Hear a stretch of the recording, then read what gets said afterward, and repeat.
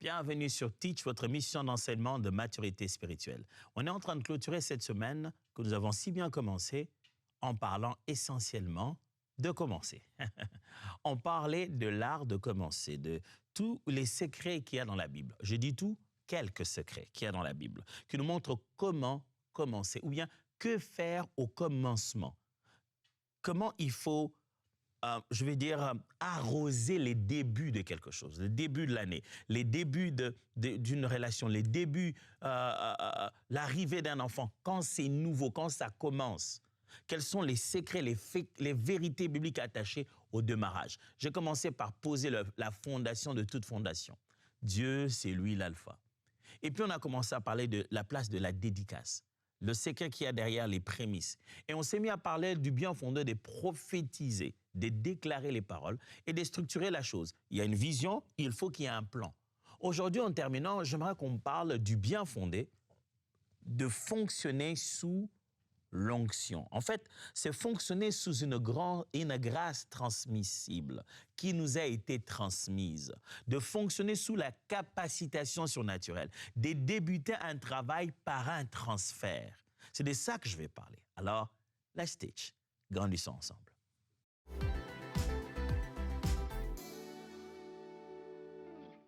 Je voudrais vous lire une série de textes. Il va en avoir beaucoup, vous en faites pas. Je vais les lire et puis je vais les placer chacune dans un point. Je vais placer plutôt chacun dans un point bien particulier. Je vais avoir 5 leçons comme d'habitude, mais je placerai chaque texte pour ne plus le relire. Je vais placer chaque texte dans le point que j'aimerais mettre en avant ici. N'oubliez pas, j'aimerais aujourd'hui montrer qu'il est important, quand on démarre, qu'on démarre en recevant mandat céleste. Et ce mandat céleste est transmissible. Ça s'appelle une onction, ça s'appelle une capacitation surnaturelle. Et ça s'appelle une transmission. Vous ne recevez pas, vous débutez pas toujours tout à zéro, comme si vous étiez l'ancêtre de tout. Avant vous, il y a eu des gens. Avant vous, il y a eu des normes. Quand vous démarrez, vous devez et à la fois respecter l'onction qui vous a précédé et respecter les normes de domaine dans lesquels vous vous êtes établi. Vous n'allez pas être le premier politicien dans la vie. Vous n'allez pas être le premier commerçant sur la terre. Vous n'allez pas être la première femme qui s'est mariée. Vous n'allez pas être les premiers fiancés du monde. Il y a des règles qui font réussir les fiançailles. Il y a des fiancés qui vous ont précédé. Il y a certaines grâces qui se transmettent. On peut apprendre et recevoir des gens, des autres, pour faire ce qu'on a à faire. Commençons par Exode 29, 1 à 4. Voici ce que tu feras pour les sanctifier afin qu'ils soient à mon service dans le sacerdoce. Prends un jeune taureau et 2 béliers sans défaut. Fais avec de la fleur de farine, de froment, des pains sans levain, des gâteaux sans levain, pétris à l'huile et des galettes sans levain arrosées d'huile. Tu les mettras dans une corbeille et en offrant le jeune taureau et les 2 béliers. Tu feras avancer Aaron et ses fils vers l'entrée de la tente d'assignation et tu les laveras avec de l'eau. Waouh, quelle cérémonie! C'est la cérémonie où on doit consacrer Aaron et ses enfants pour qu'ils deviennent toute une lignée, un ordre, voilà les termes, un ordre sacerdotal. Ce jour-là, on les consacre pour qu'ils deviennent ce que tout le temps après on appellera sacrificateurs, lévites. C'est tout un ordre qui va commencer. Mais il y a un ensemble de pratiques bien précis. Et ce n'est pas Dieu qui les fait. C'est un homme qui pose les actes sur un autre homme au nom du Seigneur pour consacrer les autres à démarrer leur travail. Lévitique, chapitre 8. C'est assez long. On va lire à partir du premier verset. L'Éternel parla à Moïse et dit, « Prends Aaron et ses fils avec lui. Les vêtements, l'huile, l'onction, le taureau expiatoire, le 2 béliers et la corbeille des pains sans levain, et convoque toute l'assemblée à l'entrée de la tente d'assignation. » Moïse fait ce que l'Éternel lui avait ordonné, et l'assemblée s'est réunie à l'entrée de la tente d'assignation. Moïse dit à l'assemblée, « Voici ce que l'Éternel a ordonné de faire. » Moïse fit approcher Aaron et ses fils, et les lava avec de l'eau. Il mit à Aaron la tunique, il les ceignit de la ceinture, il les vêtit de la robe et plaça sur lui l'éphod, qu'il sera avec la ceinture de l'éphod dont il les revêtit. Il lui mit le pectoral et joignit au pectoral l'urim et le thummim. Il posa la tiare sur sa tête et plaça sur les devants de la tiare la lame d'or, diadème sacré comme l'Éternel l'avait ordonné à Moïse. Moïse prit l'huile d'onction. Il oignit le sanctuaire et toutes les choses qui y étaient et le sanctifia. Il en fit 7 fois l'aspersion sur l'autel et oignit l'autel et tous les ustensiles et la cuve avec sa base afin de les sanctifier. Il répandit de l'huile d'onction sur la tête d'Aaron et l'oignit afin de la sanctifier. Moïse fit aussi approcher les fils d'Aaron et les revêtit de tuniques, les ceignit de ceintures et leur attacha des bonnets comme l'Éternel l'avait ordonné à Moïse. Quelle cérémonie! Tout est précis. Moïse fait des choses pour faire commencer un ordre. C'est Moïse qui transmet quelque chose. 1 Samuel chapitre 16, verset 13. 1 Samuel 16, 13. Samuel prit la corne d'huile et éloignit au milieu de ses frères. L'Esprit de l'Éternel saisit David à partir de ce jour et dans la suite. Samuel s'éleva et s'en alla à Rama. Un nouveau roi vient de naître. Il n'a pas encore la fonction, mais il en a l'onction. Il a la qualification principale pour démarrer sa carrière de roi. Ce n'était pas le trône, c'était l'onction. Il a reçu une grâce transmissible. On lui a transmis la royauté avant qu'il puisse la vivre comme une fonction. Du reste, ça lui a pris des années avant de vivre ça. J'aimerais lire aussi 2 Timothée, chapitre 1, verset 6. C'est pourquoi je t'exhorte à ranimer le don de Dieu que tu as reçu par l'imposition des mains. Il nous montre que, il parle à Timothée, il lui dit, il y a la mission, il y a toutes ces choses à faire. J'aimerais t'encourager, rappelle-toi, tu as reçu quelque chose, des dons. Et j'aimerais que tu puisses ranimer cela. Il n'a pas dit, le Saint-Esprit va ranimer. Je t'encourage, toi, Timothée, c'est à toi de ranimer ça. Et enfin, Actes des Apôtres, chapitre 6, verset 6. Ils les présentèrent aux apôtres qui, après avoir prié, leur imposèrent les mains. On parle ici des premiers diacres. Les apôtres ont dit, écoutez, avec ce conflit qu'il y a, des partages des vivres entre les veuves des Grecs et les veuves des Hébreux, on ne peut pas faire ça, on doit rester à l'évangile, on doit rester à la prédication, à la prière. Choisissez des gens. Ils ont choisi, et ce que les apôtres ont fait, ils ont prié pour eux et ils ont imposé les mains sur eux. Cela a commencé le service de diacre à l'Église. Un commencement. L'un des éléments principaux qui revient dans tous les textes que je vous ai lus, c'est le fait qu'il y a un début de quelque chose et chaque fois, vous y voyez l'onction. Vous y voyez l'imposition de main. Vous y voyez une qualification. On qualifie, on transmet les capacités pour que quelqu'un commence. Aussi beau, aussi spécial que peut être votre appel, votre vocation, sachez-le bien qu'il y a toujours quelqu'un qui précède. Dieu envoie toujours quelqu'un pour venir nous faire entrer dans ce dans quoi on doit entrer. Oh, je ne doute pas un instant que ta mission est unique, spéciale, elle vient de céleste, elle est exceptionnelle. Mais d'une manière ou d'une autre, Dieu nous trouve toujours quelqu'un qui nous ouvre la porte, qui nous aide, qui nous transmet connaissance, information, imposition de main, onction pour que nous puissions démarrer. Le Fils de Dieu devait être introduit par Jean. Jean même qui fait ce travail, il s'est dit, mais je ne suis pas dit, je ne suis pas censé faire ça. Jésus lui dit, laissons faire ce qui est écrit. Même Jean lui-même dit, mais non, maman, c'est toi qui, si on regarde dans l'ordre, c'est dans l'importance, dans l'autorité, c'est toi qui es censé. Mais il dit, laissons faire ce qui est écrit. Les choses devraient se faire comme ça. Il y a un respect de la manière dont les choses commencent. On n'entre pas comme ça sans être introduit, sans que quelqu'un te laisse la place, te montre où commencer. Frères et sœurs, si tu veux bien démarrer dans la vie, quoi que ce soit, consulte les anciens sentiers, pose les questions aux aînés, reçois mandat de ceux qui t'ont précédé. Cela dépend de chaque domaine dans lequel tu es. Tu n'es pas le premier à pouvoir te marier. Tu n'es pas le premier à commencer une entreprise. Tu n'es pas le premier à commencer une église. Ce n'est pas la première année dans la vie. Tu n'es pas le premier à prendre des résolutions de début d'année. Tu peux commencer par une grâce qui t'est transmissible, qui t'a été transmise. On peut te transmettre de quoi commencer plus vite que les autres. Les erreurs de quelqu'un dans son passé peuvent te donner à toi de la vitesse à ton départ. Quelqu'un peut être à un certain niveau de son appel, de son ministère. Mais de là où il est, il te donne de la sagesse qui fait qu'en moins de temps, tu le dépasses. Alors, qu'est-ce que j'essaie de dire? J'essaie de dire 5 choses. 1. Dieu équipe ce qu'il appelle. Ça signifie quoi? Ça signifie simplement que l'Esprit vient avec la mission. Quand Dieu envoie son Esprit sur toi, ça vient avec une mission bien particulière.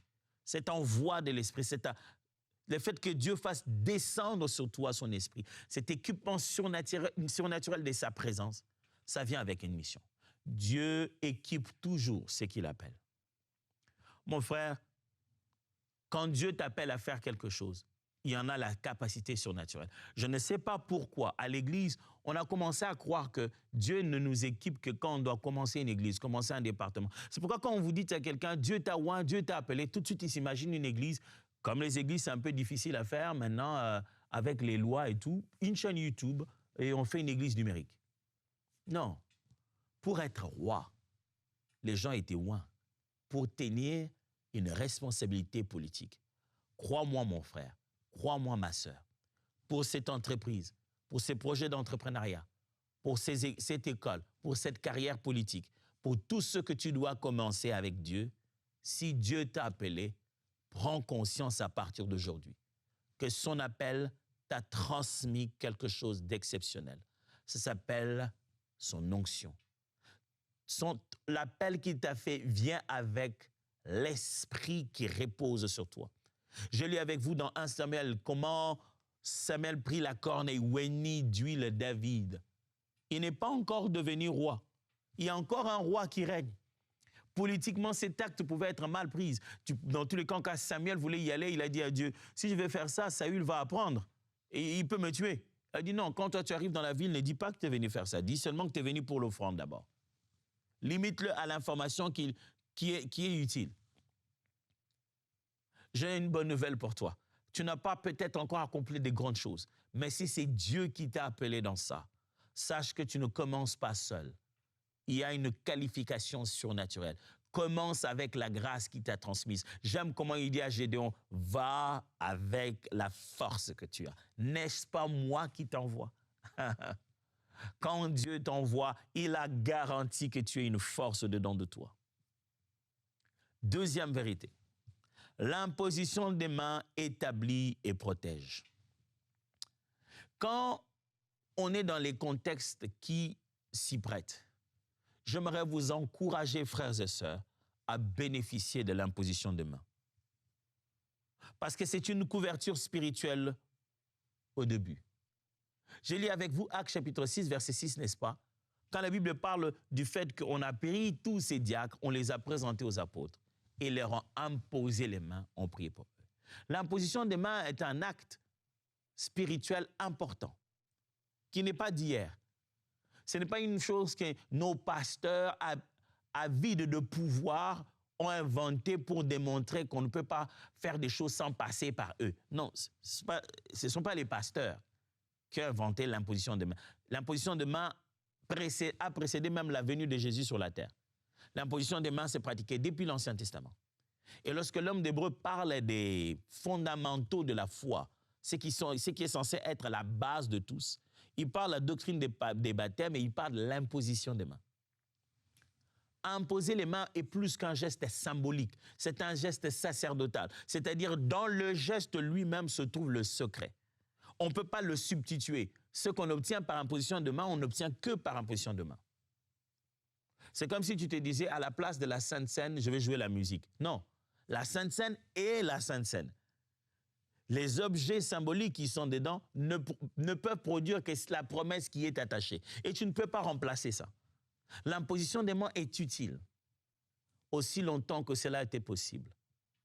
Mets ta tête sous les mains des personnes que Dieu a appelées, à qui il a donné la responsabilité, la paternité de ta vie spirituelle. Laisse-le prier sur toi et pour toi.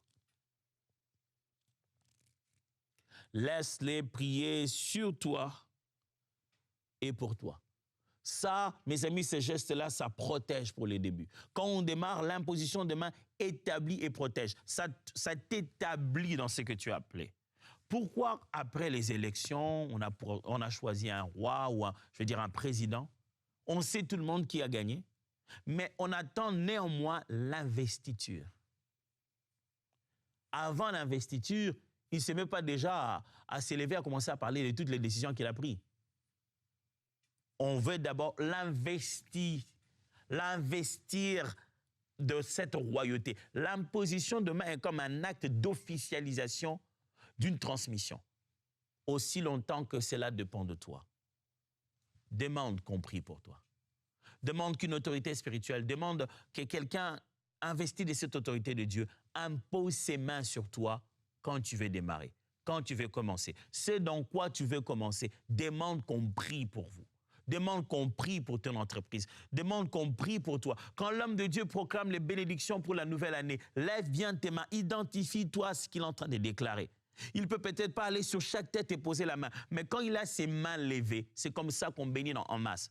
Le prêtre, le sacrificateur, avait le pouvoir d'imposer la main, et quand il devait maintenant faire la bénédiction pour tout le peuple, il élevait les mains. Quand il élève les mains en direction du peuple, c'est comme s'il touchait chaque tête. Et donc, quand les paroles sont prononcées, lève tes mains pour recevoir cela, parce que ça t'établit. Quand tu démarres, tu as besoin de ça.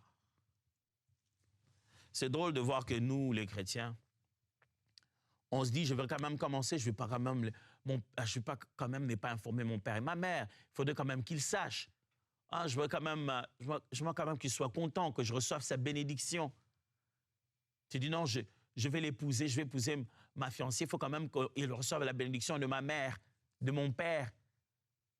Il faut quand même qu'on aille voir cet oncle-là, c'est lui qui m'a élevé. Comment tu peux croire que cette entreprise, cette chose qui va démarrer, a besoin de passer par comme des schémas et des chemins obligés, humains. Et tu ne sais pas croire que la dimension spirituelle de la chose existe. Si l'Éternel le bâtit une maison, ceux qui pourtant la bâtissent le font en vain. Il y a une dimension spirituelle où vous pouvez recevoir cette grâce, vous être transmise. J'aime comment Paul le dit avec tellement de zèle et de simplicité. Il dit, tel est tellement passé chez vous pour partager, pour vous transmettre quelques dons. Waouh, j'aime ça. Il dit, j'ai des choses à vous donner. Frères, sœurs, bénéficiez de l'imposition de main. Troisièmement, ravivez le don. Paul dit quelque chose à Timothée. Il dit, il faut que tu puisses raviver le don que tu as reçu par imposition de main. Quand l'imposition de main a eu lieu, mes frères, une transmission a eu lieu. Mais on a la responsabilité de cultiver ça. Voici ce que j'aimerais vous dire. L'onction se cultive. On peut avoir au moins 2 personnes comme ça, mais leur culture personnelle de l'onction fera la différence dans leur ministère et dans l'exercice de cette onction-là. Tous soins, même esprit, même capacité, mais la manière dont chacun cultive, vit avec l'onction, c'est comment il développe les dons sur lesquels tombe l'onction, comment il met la connaissance dans les capacités que Dieu amplifie. Ça fait la différence. Je peux être là, on est loin, tous à enseigner.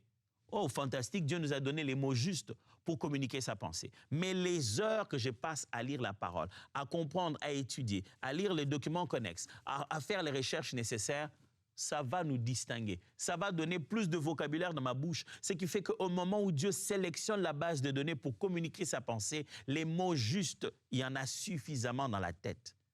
Frère, cultive l'onction que tu as reçue. Ravive le don. Ce n'est pas parce que tu vas commencer quelque chose dans un domaine que tu n'as pas besoin d'en avoir les connaissances nécessaires. Tu as commencé dans quoi? Vous savez, moi, j'ai commencé ma relation, je vous ai raconté durant toute cette semaine beaucoup de choses sur ma femme. Il ne faut pas lui dire. Quand j'ai commencé ma relation avec ma femme, fiancée, on a débuté la relation. Voilà, je n'oublierai jamais ça, je vous ai déjà raconté.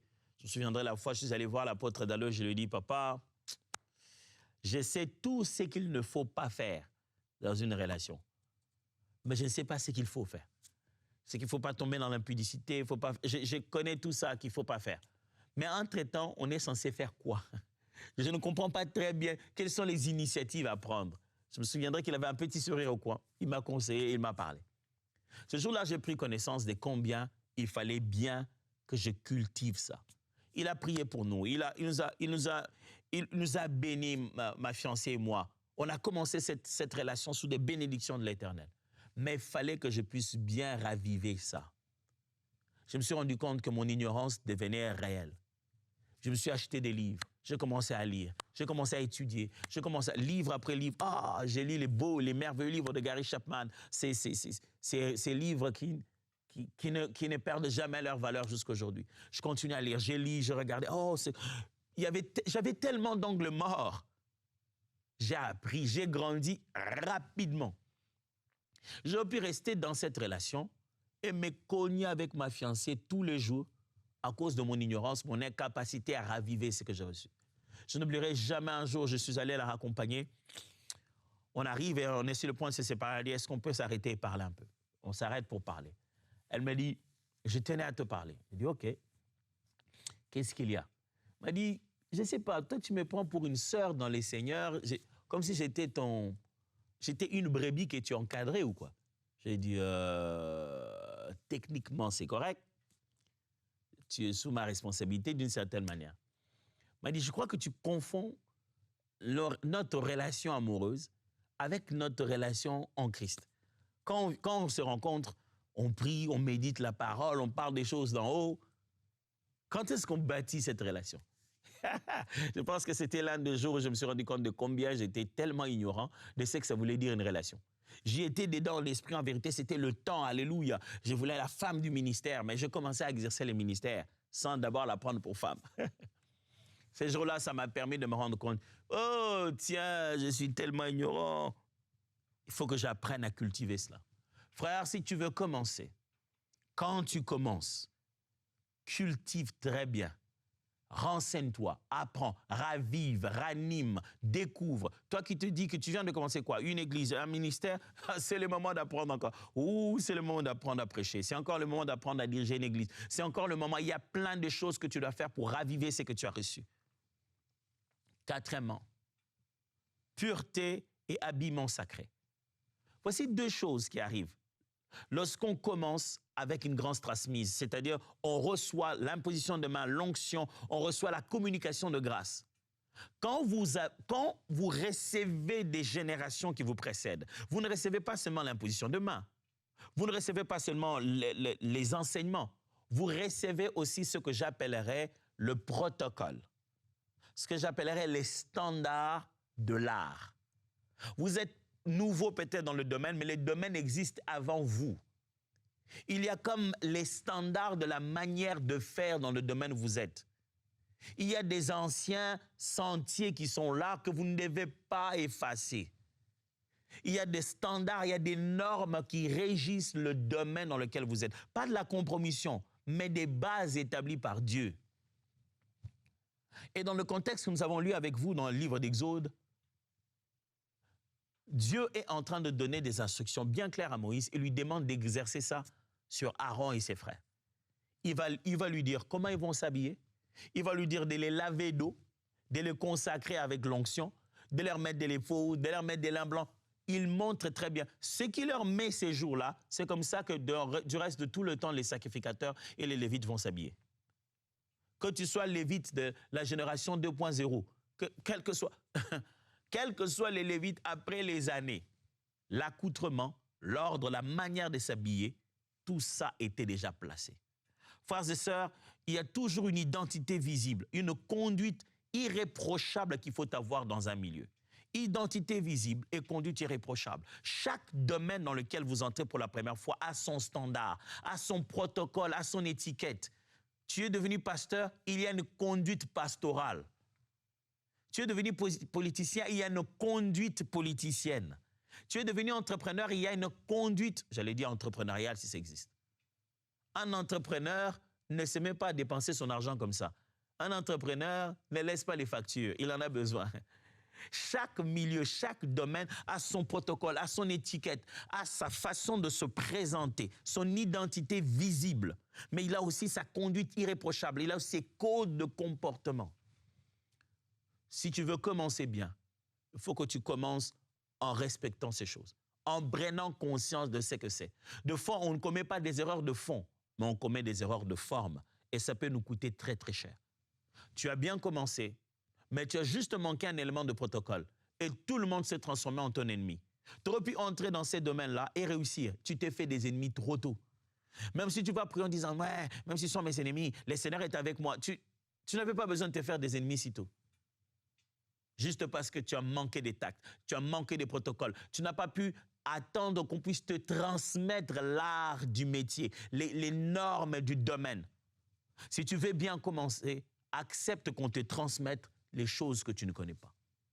Et enfin, l'onction coule par l'unité. Commencez par la paix fraternelle. Mes amis, si vous voulez bien débuter quelque chose, je vous suggère de débuter toujours en climat de paix. Mais je ne suis pas naïf et je le répète encore. Je sais que la paix ne s'obtient pas si facilement. Je sais que des fois, on peut tout faire pour l'obtenir. Et les gens de l'autre côté disent non. C'est pourquoi la Bible, elle est très précise. Elle dit aussi longtemps que cela dépend de toi. Toi, fais ta part pour la paix. Fais le maximum de ta part pour la paix. Tu n'es pas responsable si oui ou non, ils vont répondre à cette paix par la paix. Mais toi, fais la paix. L'onction coule par l'unité. Quand on est ensemble, quand les relations sont solides, quelque chose se transmet. Commence en recevant de l'unité. Que l'unité avec les autres te transmette.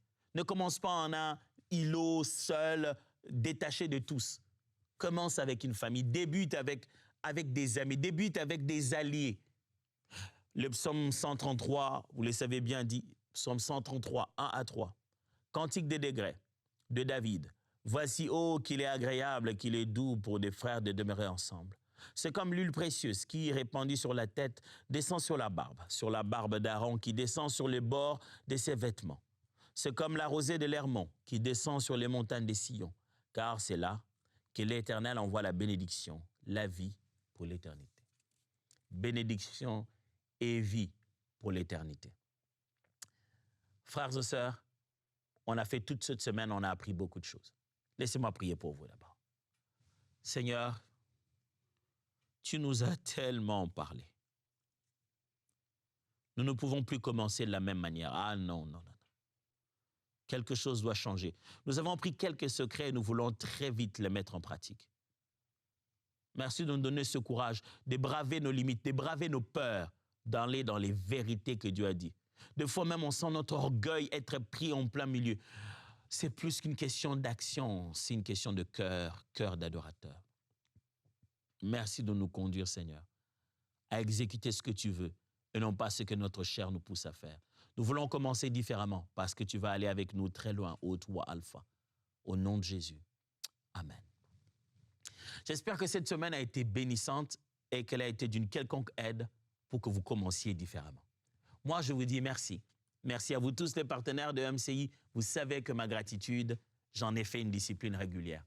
Mais aussi, si vous n'avez jamais encore eu l'occasion de devenir un partenaire de EMCI TV, eh bien, c'est une porte grandement ouverte où on a besoin davantage d'équipiers pour bouger cette barque et la mener à chaque coin, de lieu en lieu, apportant le message de Jésus. Simple, il suffit de scanner ces QR codes ou alors aller sur emcitv.com/don. Vous trouverez là-bas le lien, un formulaire, remplissez-le, donnez selon vos moyens, selon ce que Dieu vous a mis à cœur, selon le rythme que vous aurez choisi. Sentez-vous libre, mais donnez. Et nous serons bénis ensemble de faire cette œuvre. Dieu vous bénisse et à la semaine prochaine.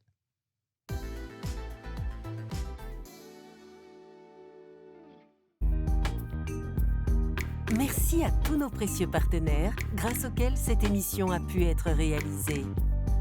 Vous aussi, rejoignez la grande famille des partenaires d'EMCI TV en faisant un don sur emcitv.com/don.